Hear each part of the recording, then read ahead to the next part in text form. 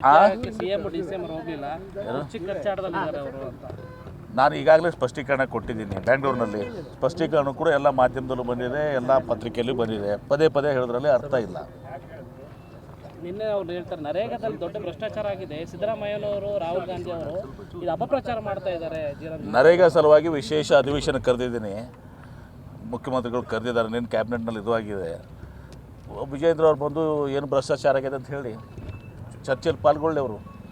ನಾವು ಕೂಡ ಹೇಳ್ತೀವಿ ನರೇಗಾದಲ್ಲಿ ಏನೇನಾಗಿದೆ ಅದರ ಸಲುವಾಗಿ ರಾಜ್ಯಕ್ಕೆ ಮತ್ತು ವಿಶೇಷವಾಗಿ ಜನರಿಗೆ, ಬಡ ಕೂಲಿಕಾರಿಗೆ ಸ್ಥಳೀಯವಾಗಿ ಏನು ಉದ್ಯೋಗ ಸಿಗ್ತಿತ್ತು, ನರೇಗಾದಲ್ಲಿ ಏನಿತ್ತು, ಈಗ ಹೊಸದಾಗಿ ಇವರೇನು ತಂದಿದ್ದಾರೆ ಅದರಲ್ಲಿ ಏನಿದೆ ಅಂತ ಎಳೆ ಎಳೆಯಾಗಿ ಇವತ್ತು ಸಹ ವಿಧಾನಸಭೆಯಲ್ಲಿ ಬಿಚ್ಚಿಡ್ತೀವಿ. ಆವಾಗ ಮತ್ತು ಹೋರಾಟನೂ ಕೂಡ ಮಾಡ್ತಾಯಿದ್ದೀವಿ. ಆವಾಗ ವಿಜೇಂದ್ರ ಉತ್ತರ ಕೊಡಲಿ.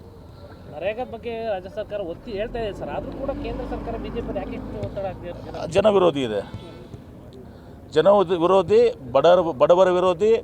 ಮತ್ತು ಆ ಕಮಿಟಿಯಲ್ಲಿ ಮೊದಲು ಹೆಣ್ಣು ಮಕ್ಕಳು ಮತ್ತು SC ST ಜನಕ್ಕೆ ಇದಕ್ಕಿತ್ತು, ಅದನ್ನು ಕೂಡ ತೆಗೆದಾಕಿದ್ದಾರೆ. ಇದು ಬಂಡವಾಳಶಾಹಿ ಗ್ರಾಮ ಪಂಚಾಯತ್ಗಳು ಸತ್ತಾಗ್ತವೆ. ಎಲ್ಲನೂ ಕೂಡ ಕೇಂದ್ರ ಸರ್ಕಾರದ ಏನು ಯೋಜನೆಗಳ ಜೊತೆ ಮಿಕ್ಸ್ ಮಾಡಿದ್ದಾರೆ. ಅಂದರೆ ನಿಮ್ಮ ಊರಲ್ಲಿ ನಿಮ್ಗೆ ಏನಾದರೂ ಕೆಲಸ ತೊಗೊಬೇಕಾದ್ರೆ ತೊಗೊಳಕ್ಕಾಗೋದಿಲ್ಲ. ಈಗ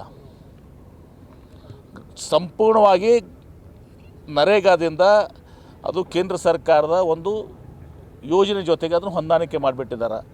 ಅದರಲ್ಲಿ ತೆಗೆದುಕೊಳ್ಬೇಕು. ಅವರೇ ಚೂಸ್ ಮಾಡ್ತಾರೆ. ಯಾವ ಎಲ್ಲ ಗ್ರಾಮ ಪಂಚಾಯತಿಗಳು ಬರೋದಲ್ಲ, ಅವರು ಆಯ್ಕೆ ಮಾಡಿದಂಥ ಗ್ರಾಮ ಪಂಚಾಯತಿಗಳು.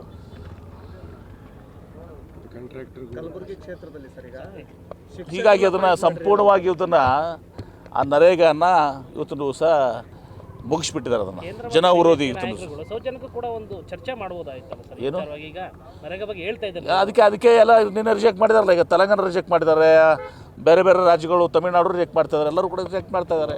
BJP ರಾಜ್ಯಗಳು ಸುಮ್ಮನೆ ಮಾತಿಗೆ ಬರೋದಿಲ್ಲ. ಯಾರಿಗೆ ರಾಜ್ಯಗಳೆಲ್ಲ ರಿಜೆಕ್ಟ್ ಮಾಡ್ತಾ ಇದ್ದಾರೆ. ಅದು ಕೂಡ ಅಲ್ಲ ರೀ, ಇದು ಯಾರು ರಿಜೆಕ್ಟ್ ಅಲ್ಲ. ಇದು ಇದು ಇದು ಕ್ವಶನ್ ಕಾಂಗ್ರೆಸ್ ಸರ್ಕಾರ, ಕರ್ನಾಟಕ ರಾಜ್ಯ ಅಲ್ಲ. ಕಾನೂನುಬದ್ಧವಾಗಿ ಇವತ್ತಿನ ದಿವಸ ಬಡವರಿಗೆ, ಕೂಲಿಕಾರಿಗೆ ಏನು ಹಕ್ಕು ಕೊಟ್ಟಿತ್ತು, ಫಂಡಮೆಂಟಲ್ ರೈಟ್ ಅವ್ರಿಗೆ. ಎಲ್ಲಿ ಸ್ಥಳೀಯವಾಗಿ ಕೂಲಿ ಸಿಗೋದಿಲ್ಲ ಅವ್ರು ಕೂಲಿ ಕೊಡುವಂಥದ್ದು. ಆ ಯೋಜನೆಯನ್ನು ಒಯ್ದು ಇವರು ಮತ್ತು ಅಲ್ಲಿ ಸ್ಥಳೀಯವಾಗಿ ಇವತ್ತಿನ ದಿವಸ ಕೆರೆಗಳಾಗಿರ್ಬೋದು, ಬಾಂದಾರ್ಗಳಾಗ್ಬೋದು, ಸ್ಕೂಲ್ ಬಿಲ್ಡಿಂಗ್ ಆಗಿರ್ಬೋದು, ಈ ಅಂಗನವಾಡಿಯಲ್ಲಿ ಎಲ್ಲವನ್ನೂ ಕೂಡ ಮಾಡ್ಕೊಳ್ಳೋಕ್ಕೆ ಸಾಧ್ಯ ಇತ್ತು. ರಸ್ತೆಗಳನ್ನ ಮತ್ತಿತರ ಕೆಲಸಗಳನ್ನ ಅವೆಲ್ಲವೂ ಕೂಡ ಇದು ಬೇಡ. ಈಗ ಕೇಂದ್ರ ಸರ್ಕಾರ ಯೋಜನೆ ಇರ್ತಲ್ಲ, ಆ ಯೋಜನೆಗೆ ಜೋಡಿಸ್ತಾರೆ ಇವರು. ರಾಜ್ಯ ಸರ್ಕಾರ 40% ಕೊಡಬೇಕಂತ ಇವರಿಗೆ. ಮೊದಲು ಲೇಬರ್ ಕಾಂಪೌಂಡಾಗ 100% ಕೇಂದ್ರ ಸರ್ಕಾರ ಇತ್ತು, ರಾಜ್ಯ ಸರ್ಕಾರಕ್ಕೆ ಏನೂ ಕೊಡುಗೆ ಇರಲಿಲ್ಲ.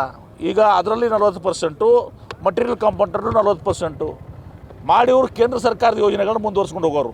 ಅಶೋಕ್ ಅಂತ ಹೇಳ್ತಾರೆ 17,000 ಕೋಟಿ ಬರುತ್ತೆ, ಆದರೆ ರಾಜ್ಯಕ್ಕೆ ಯಾಕೆ ಇಷ್ಟೊಂದು ದೂರಿ ಅಂತ ಅವರು. ಅದಕ್ಕೆ ನೀವು ನೋಡಿ, ನಿಮಗೆ ಈ ರೀತಿ ನಾನು ಹಾದಿಯಲ್ಲಿ ಉತ್ತರ ಕೊಡೋಕ್ಕಾಗೋದಲ್ಲ. 2 ದಿವಸ ಅಧಿವೇಶನ ಇದೆ, ಆ ಅಧಿವೇಶನದಲ್ಲಿ ಎಲ್ಲ ಕೊಡ್ತೀವಿ. ಅಶೋಕ್ ಅವ್ರಿಗೆಲ್ಲ ಮಾತಾಡಲಿ. ನಿನ್ನೆ ಕ್ಯಾಬಿನೆಟ್ನಲ್ಲಿ ಚರ್ಚೆ ಆಗಿದೆ. ಈ ಎಲ್ಲ ಎಂಪ್ಲಾಯ್ಮೆಂಟ್ಸ್ ಏನು ಈಗ SC ST ಇಂಟರ್ನಲ್ ರಿಸರ್ವೇಷನ್ ಸಲುವಾಗಿ ನಿಂತಿತ್ತಲ್ಲ, ಅದನ್ನು ಈಗ ಅದ್ರ ಬಗ್ಗೆ ಏನಾದರೂ ಒಂದು ನಿರ್ಣಯ ತೆಗೆದುಕೊಳ್ಬೇಕು. ಯಾಕಂದರೆ ಕೋರ್ಟ್ನಲ್ಲಿ ನಾಳೆ ಮ್ಯಾಟ್ರ್ ಇದೆ 21ಕ್ಕೆ. ಅದು ಬಗೆಹರಿದ್ಬಿಟ್ರೆ ಒಳ್ಳೆಯದು, ಬಗೆಹರಿದಿದ್ರೆ ಬೇರೆ ರೀತಿ ಇದು ಮಾಡಿಕೊಂಡು ಒಟ್ಟು ಎಲ್ಲ ಎಂಪ್ಲಾಯ್ಮೆಂಟ್ಸ್ ಮುಂದುವರಿಬೇಕು ಅಂತೇಳಿ ನಿಶ್ಚಯ ಮಾಡಿದ್ದೇವೆ. Thank you.